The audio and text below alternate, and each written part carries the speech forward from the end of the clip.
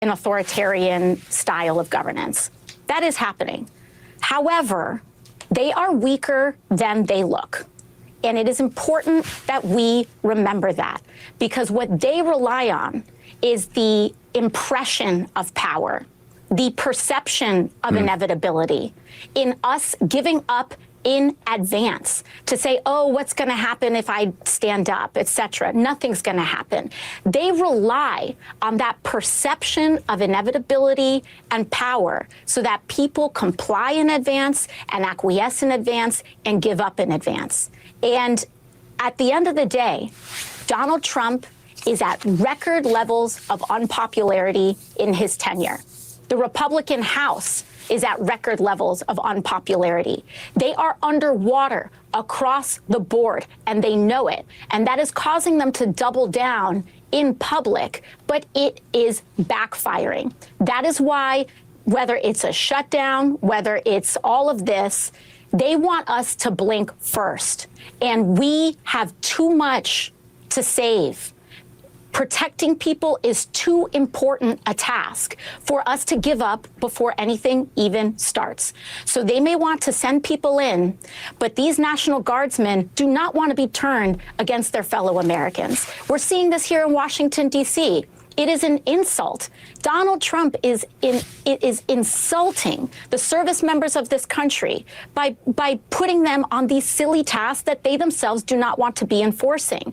And so we have to understand that standing up matters, that our voice matters, to not give in to this cynicism, because that is what they rely on in order to perpetuate this idea that they are, that they have total immunity. Well, let me tell you, Chris, the mechanism by which that deal is locked is not just about agreeing in concept on tax credits. We need to do it with no tricks, no games, and no backdoors, which includes rescissions.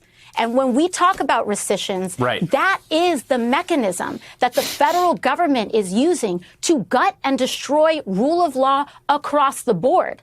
So we are fighting to ensure that health care is protected for every American. But the way that we do that also means that the only way that you guarantee that is by forcing them to adhere to the rule of law, which means eliminating the rescission loopholes that they put in the CR earlier this year, which the Senate unfortunately had caved on then, and we're ensuring that doesn't happen now. Don't even have to get into the technicalities of this, but what is important to understand is that the way that you honor an agreement and the way that we honor our fight for health care and to define and to also protect everyday Americans' ability to afford their health care, to cover their kids, to defend Medicaid. Those are the same mechanisms that we use to defend our rule of law, to defend the federal workers that we are trying to protect in this shutdown. You know, Donald Trump is trying to play this bluffing game of, well, maybe what we're going to do is hold all the federal workforce hostage